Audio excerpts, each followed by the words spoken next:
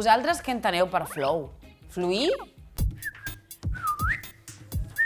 És una paraula que sé, no? I quan parlem de relacions sexuals i de sentiments?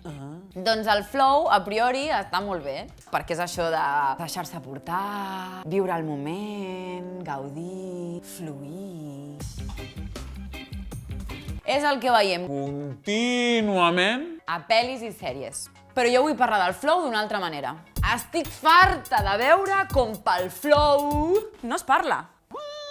És que sembla que hi hagi un camí fet i que nosaltres l'hem de seguir prou. I que tot és bonic i màgic. I que vivim en una pel·li romàntica i de passió.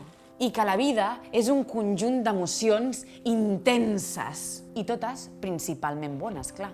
I sí, de vegades és així, però no sempre. No?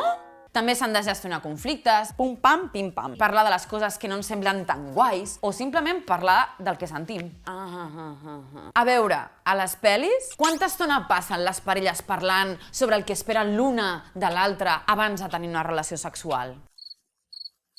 Es dona tot per fet i sembla que en el sexe es posin d'acord en tot a la primera. I ala, a fluir!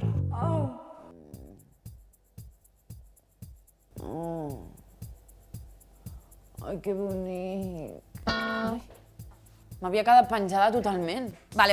Està bé saber separar realitat de ficció. A més, és que la vida real pot ser més divertida, perquè com que és més diversa, jo el que veig és que només fluint no funciona res, o res és com esperàvem. Vull dir que l'altre no sap parar de màgia, que és el que ens agrada a nosaltres i el que no. I que nosaltres tampoc sabem màgicament quines són les expectatives de l'altre i els seus interessos. Doncs això, que el fluir no contradiu parlar. De fet, el parlar ens pot ajudar a fluir.